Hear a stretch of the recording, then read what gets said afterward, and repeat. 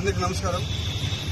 ఏదైతే ఈరోజు జనసేన పార్టీ అధ్యక్షుల వారు ఏదైతే కమిటీ ఇచ్చారో ఆ కమిటీకి నేను నాకేం జరిగిందో పూర్తి వివరణ ఇవ్వడం జరిగింది.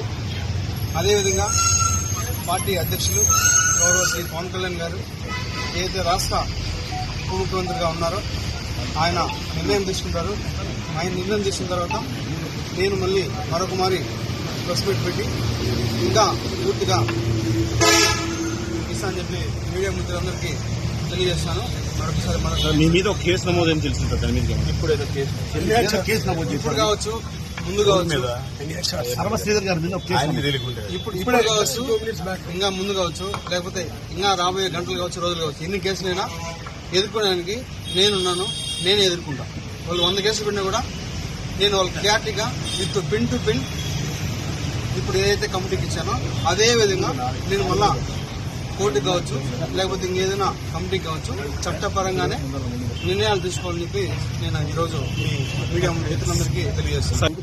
నాకు ఎవరైతే ఆ వ్యక్తికి జరిగిందో పూర్తిగా ఇది వ్యక్తిగత విషయం. దయచేసి ఎవరు కూడా పార్టీలకి రుద్దొద్దు.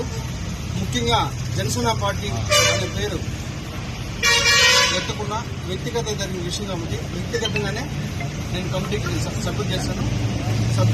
కమిటీ ఏదైతే మన పార్టీ చెప్తారో అదేవిధంగా పార్టీ కూడా నాకు చెప్తారో ఆ చెప్పిన తర్వాతే నేను ముందుకెళ్తాను. ఎందుకు కాంట్రవర్సీ చేస్తున్నారు మీరు ఎంత కాంట్రవర్సీ చేస్తున్నారు?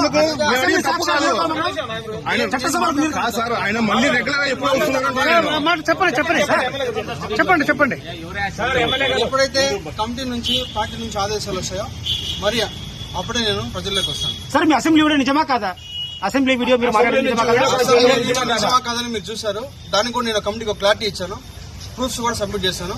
కమిటీ ఏదైతే డెసిషన్ తీసుకున్న తర్వాత మళ్ళీ నేను ఒకసారి ప్రెస్ మీట్ పెట్టి ప్రతి ఒక్క మీడియా మిత్రుడికి నేను విడమర్చి విత్ ప్రూఫ్స్ తో కూడా మళ్ళీ సబ్మిట్ చేస్తాను. సార్ ఆమె నాకు ప్రెగ్నెన్సీ అయింది 60 రోజులు అంటున్నారు, నిజమా కాదా?